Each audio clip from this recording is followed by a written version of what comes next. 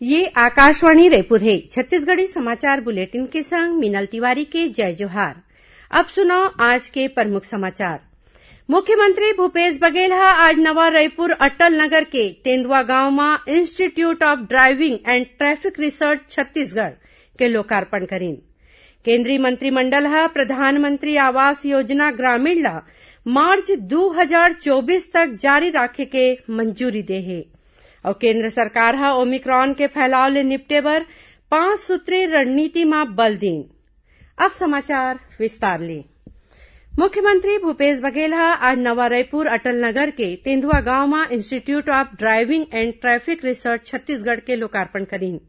ये बेरा में मुख्यमंत्री दिव्यांग मन ले मुफ्त प्रशिक्षण दे और माई लॉगिन और थर्ड जेंडर ला प्रशिक्षण में 50% छूट दे के घोषणा करीन है।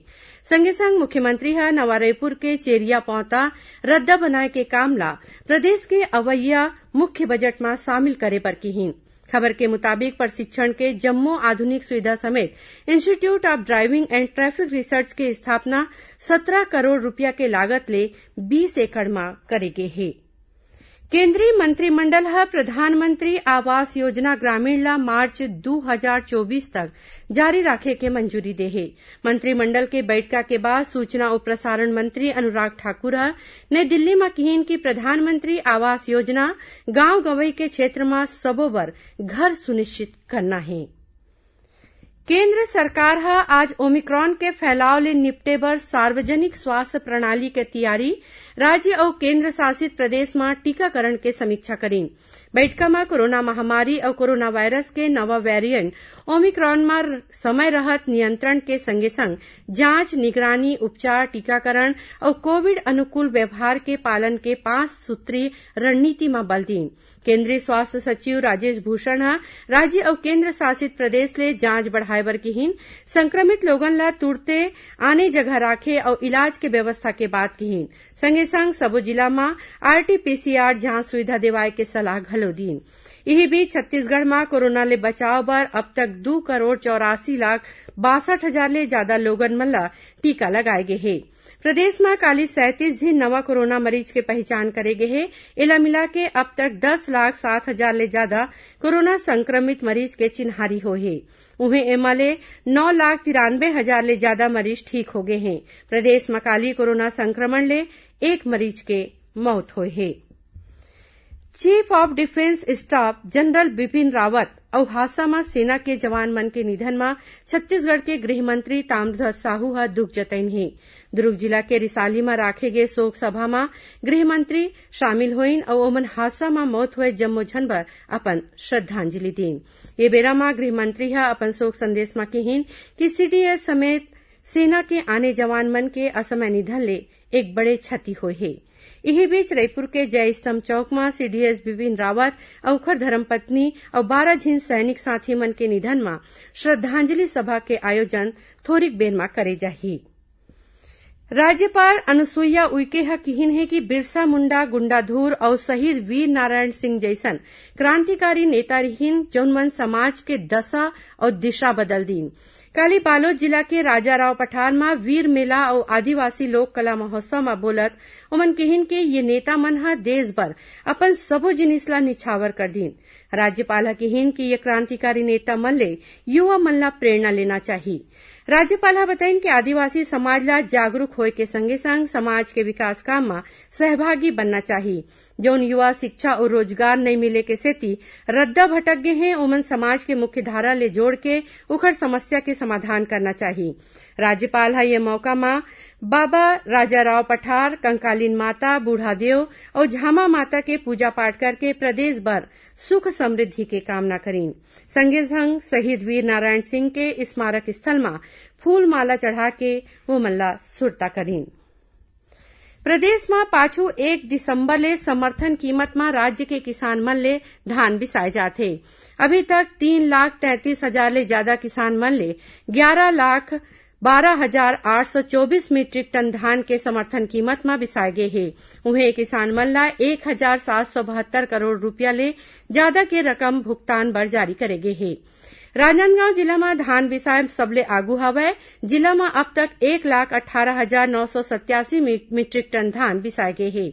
उहे जिला में धान खरीदी केंद्र में पहुंचत किसान मन ला कोविड टीकाकरण के प्रमाण पत्र दिखाए के बादे भीतरी जाम दे जाही।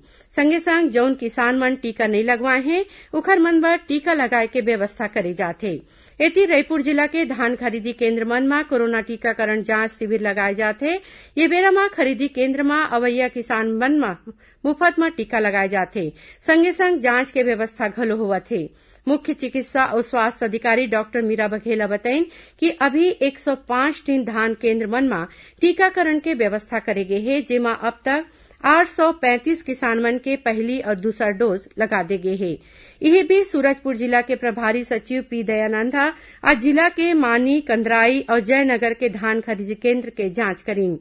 ये बेरा में उमन जरूरी जिनिस, बारदाना, कंप्यूटर ऑपरेटर, नमी मापक यंत्र के व्यवस्था के संबंध में जानकारी लीन। खबर के मुताबिक प्रदेश में किसान मन ले धान बिसाए बर 2,477 केंद्र बनाए गे हे। छत्तीसगढ़ी समाचार बुलेटिन आप मन आकाशवाणी रायपुर ले सुनत हव। छत्तीसगढ़ के खबर ले है आपकी वास्ता और खबर के विश्वसनीयता ले है हमर वास्ता। आकाशवाणी समाचार रायपुर के प्रादेशिक समाचार बुलेटिन के संगे संग हमार समसामयिक कार्यक्रम आप रेडियो के संग अपन मोबाइल में घलो सुन सकत हो। आकाशवाणी समाचार फेसबुक, ट्विटर और यूट्यूब में घलो हावय। हमार फेसबुक पेज हरे Chhattisgarh news on AIR, Twitter handle CGAIR news और हमार यूट्यूब चैनल हरे छत्तीसगढ़ AIR न्यूज। तो अब रेडियो के संगे संग आपके मोबाइल के माध्यम ले हम आप तक पहुंचत हन। छत्तीसगढ़ के हर खबर पर सुनत रहो आकाशवाणी समाचार। अब आगू बढ़बो बांचे समाचार कोती। अवैया 17 दिसंबर के राज्य सरकार के 3 बछर पूरा हुआ थे। ये मौका में प्रदेश में कतकोन कार्यक्रम और प्रतियोगिता राखे जाही। एमर run for CG pride, slogan, photography और रील प्रतियोगिता होही।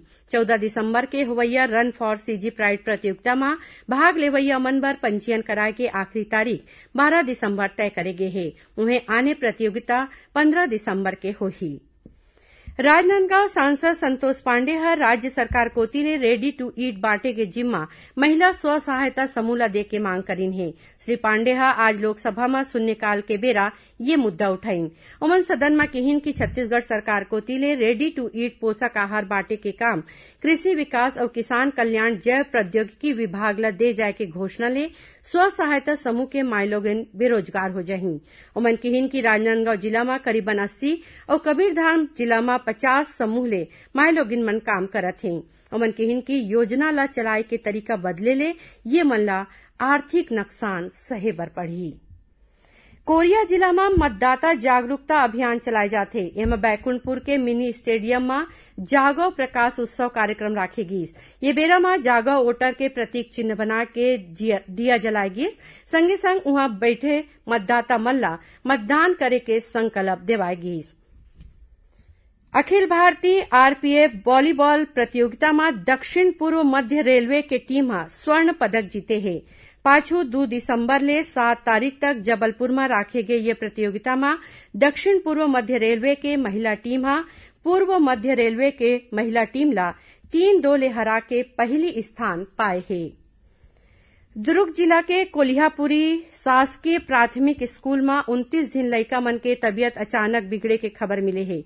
पेट में दर्द होए के शिकायत के बाद 26 झिन पढ़इया नोनी और 3 झिन छात्र मन के इलाज बर जिला अस्पताल में भर्ती कराए गए है। जी हां 20 ले ज्यादा लइका मन ला प्राथमिक उपचार के बाद छुट्टी दे दे गए है। उन्हें करीबन 5 झिन लइका के इलाज अस्पताल में चलत हवय। ये सबो 3री ले 5वीं कक्षा के पढ़इया लइका बताए जाते हैं। आखिर में प्रमुख समाचार एक घाव फेर। मुख्यमंत्री भूपेश बघेल आज नवा रायपुर अटल नगर के तेंदुआ गांव में institute of driving and traffic research Chhattisgarh के लोकार्पण करीन।